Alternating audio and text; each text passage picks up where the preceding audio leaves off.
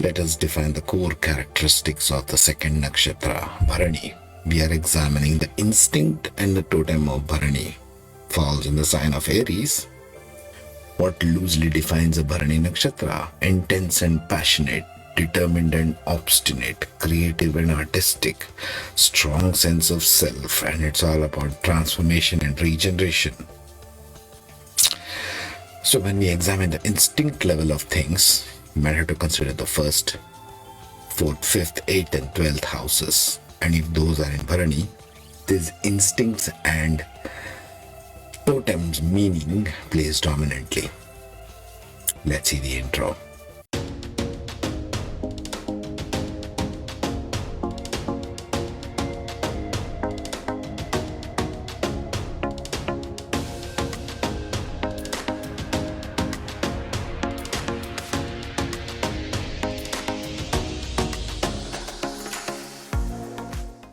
Before we get into the nakshatra, let us examine what the instinct houses mean in Vedic astrology. What could it be? It's marked over there, number 1, house number 1, house number 4, house number 5, house number 8, and house number 12 as marked there. You should check the planets or the lords of the houses and which nakshatra they reside in to get the instinctual level of things, because we are only working with instinct and totems in this series, yeah, for every nakshatra. So the first house or the ascendant represents the head, the self, one's personality, physical body, thinking process, intuition and logic, self identity and expression. The fourth house is associated with the heart center, home, family, emotional contentment, homeland, local community. It can provide information about a person's instinctual need for security, comfort, and their home surroundings and relationship to all these areas of life. That's house number 4. Look at how house number 1 and 4 become very instinctual. Okay? Maybe you never thought of that. House number 5 is associated with the navel chakra, the belly button, the creative intelligence, the self-expression as identity, your courtship behaviors in romance and such, learning and intelligence and intellectual bent of mind. Where does your mind go? That's house number 5, creative intelligence. It also means children and therefore instinctual parenting attributes. It also means past life karma. House number 8 is associated with the root chakra, the sexual center. Your innate sense of security. What does it mean to be secure for you? Are you feeling secure or insecure? House number 8 will tell the story. Handling of changes of life. Everybody's life has changes as they go through it, right? How do you handle those changes is the attributes of the 8th life instinct. It also means hidden truths. It also dictates the type as well as the intensity and instincts regarding your copulatory experiences. What does it mean, copulatory experiences? How do you deal with sex? What does it mean to have sex with another person for you individually? How do you experience it? That's 8th house matter. That's also, like you very well know, it's all instinct based. So the Lord of the 8th and the 8th Lord of the 8th nakshatra, for example, if you see that, that will dictate the instinct level. House number 12 is next. House number 12 is associated with subconscious mind psychology. Your dream time, what do you dream? Your hidden desires, exploration of the psychic and the hidden realms. That's 12th house. Last one, the moon placement house. Where is the moon placed in your chart? It may be placed in any one of these houses, 1, 4, 5, 8, and 12, or it may be placed as the lord of one of these in some other houses. It doesn't matter where the moon is placed, but the moon's nakshatra is vital to consider when you talk about instinct, especially emotional instinct and reactivity of a person. Okay? Now let's get into nakshatras.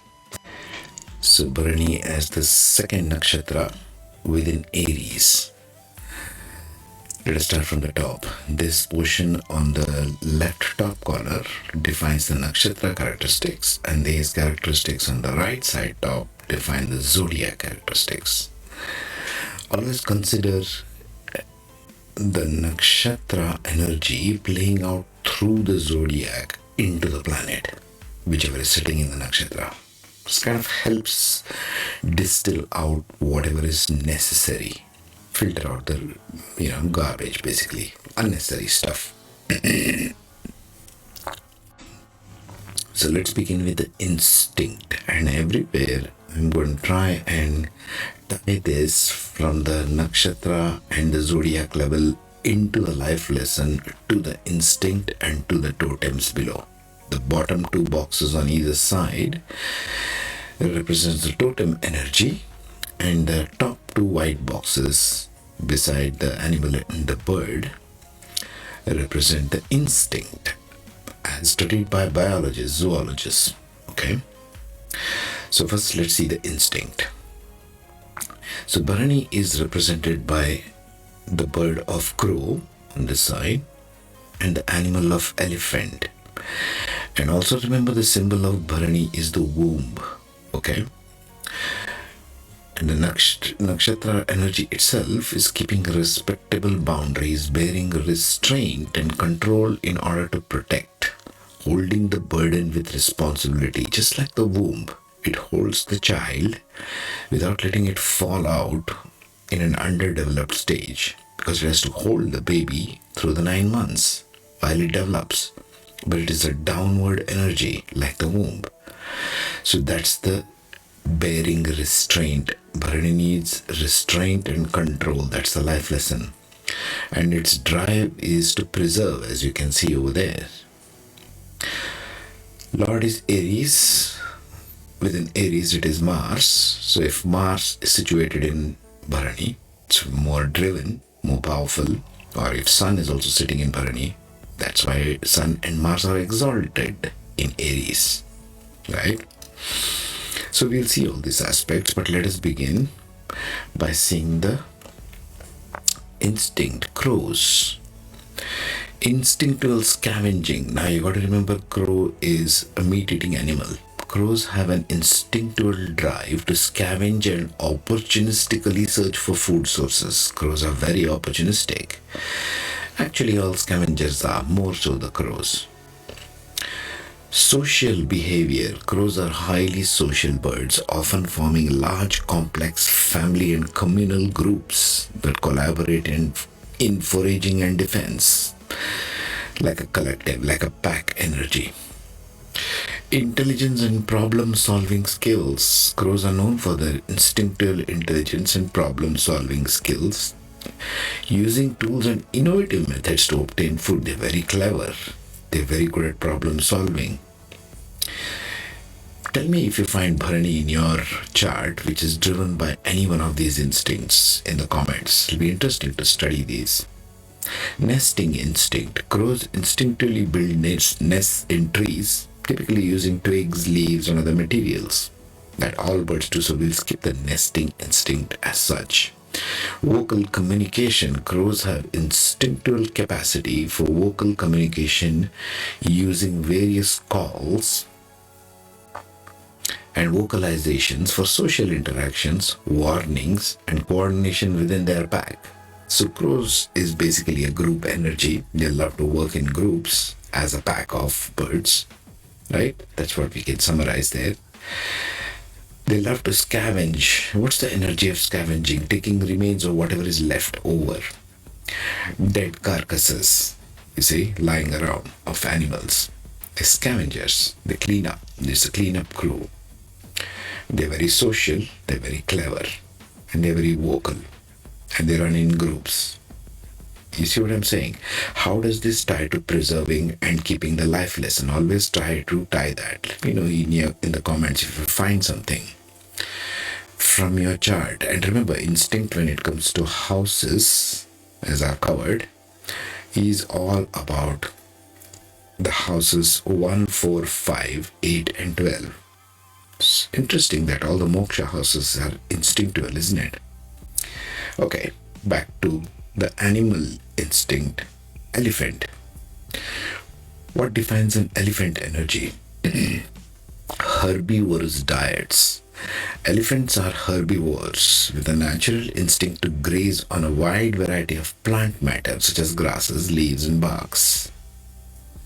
Social behavior and family units. Again, like crows, these people, elephant guys, also have a highly social structure, evolved social structure. Elephants are highly social animals living in family units led by a matriarch.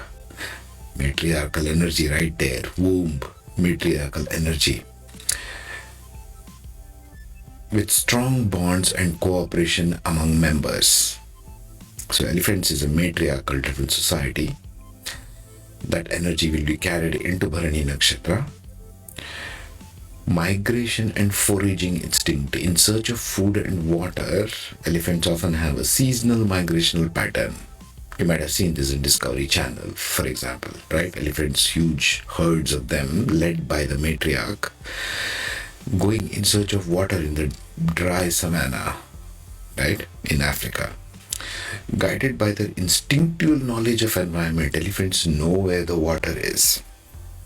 They love to sit in water, as everybody knows. Communication through vocalizations and body language. Elephants have an innate capacity to communicate through vocalizations and body movement, allowing them to convey emotions, warnings, and information within their groups. All animals and birds, you might say, to an extent, have this, but there will be some characteristics which you will find through nakshatra animals, that some characteristics are dominant over others. Remarkable memory and problem solving skills. There, do you see the commonality now? Crows are clever problem solving skills. Elephant has remarkable problem solving skills. Elephants are known for their impressive memory. This is very legendary. Elephant's memory, they can remember a person after 40 years. Problem solving abilities which they use to navigate their environment, find food, and remember important locations. So we need to keep this in mind when we are talking of instinctual level of Bharani. Consider tying in both the crows and the elephant, not one over the other. Let me know in comments if you find some of your instincts driven by Bharani. This will be especially strong if your ascendant is Bharani or moon is in Bharani, for example, considering Vedic astrology. Or even if it is the lord of the first, fourth, fifth, 8th or 12th house. When I've spoken this in the introduction, you can rewind and see that. Now let's head towards totems and what they represent. When we speak of totems, it's a more refined kind of esoteric, psychic, occult kind of meanings. The occult meanings of these animal symbols and how it ties into the nakshatra, let's try to derive that. Crows. In totem symbology, crows have intelligence and wisdom. Crows are often associated with intelligence and cleverness. They are known for their problem-solving skills and adaptability, symbolizing the importance of using one's intelligence to navigate life's challenges, somewhat similar to their intelligence when problem-solving here, as well as the elephant. Keep tying in all these dots together, okay? Boldness and fearlessness.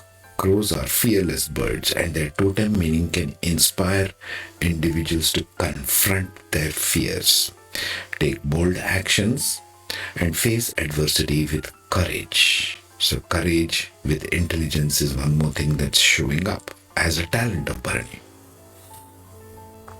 Resourcefulness. Crows are opportunistic and resourceful creatures. So their totem meaning highlights the ability to make most of available resources and adapt to different situations of life. Magic and occult. In some belief systems, crows are associated with magic, occult, the mystical, the death, the other side of death, crows as a scavenger. I'm just running with it. They are considered as intermediaries between physical and spiritual realms. Death and rebirth. In some cultures, crows are associated with death and afterlife. Their totem meaning can symbolize the cyclical nature of life, death, and rebirth.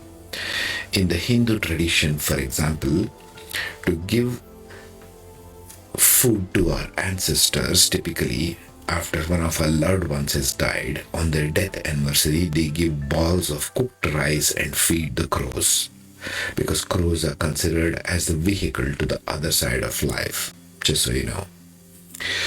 Hindus know this very well. Now let's talk about elephants and the totem symbol and meaning of elephants. Elephants are often associated with immense physical strength. Power of physical strength. The elephant is a very powerful animal, symbolizing the importance of inner strength and resilience in the face of challenges. Family and community, because it is matriarchal, it is driven by a family unit. Elephants don't typically roam around alone unless it's a rebel. Family and community. Elephants are known for their strong familial bonds and social connections. Their totem represents the value of family unity, and community support. They do things together, somewhat similar to, you might say, crows as well in the bird world. Longevity and endurance. Elephants are long-lived animals, symbolizing the quality of endurance and longevity. See how that ties into bearing restraint in the life lesson? Bearing restraint in order to protect and hold the burden of bringing something new into the world. The drive of this nakshatra, suddenly jumping towards nakshatra, is sthiti, preservers. I've covered this in the heart of nakshatras, if you want to revisit that. This level of instinct is sort of a graduation of heart of nakshatra itself, you might say. Protection and guidance. Elephants are often seen as protectors and guides. Their totem offers a sense of security and assisting in navigating life's challenges. So when the Lord of the First, or your ascendant, or your 4th house, 5th house, 8th house, 12th house are dominantly sitting in Bharani, one or more planet, for example, or moon, for example, in one of these houses, for example, or if there are more number of planets and points, especially which are driven towards your intellect, emotion, moon, Mercury, your sense of drive, Mars or Sun, if they're sitting in Bharani, it could signify a great deal of these prominence of instincts in you. I'm bringing all this series specifically so that we get an idea of how or what might play in the instinctual level in your chart. We need to know that. Unless we know what instinct level we are going from. So it ties in loosely to the Freudian psychology of id, ego, all that stuff defined by Sigmund Freud. We are talking about the id level of things when it comes to nakshatra, I feel. Because it's the core of the id itself. What is really driving you? Nakshatra is a drive. And everything that drives is trying to accomplish in the external as well as the internal world of the human being. Next we shall study Kritika Nakshatra. In the meantime, thanks for watching. Leave your comments, take care, and be awesome.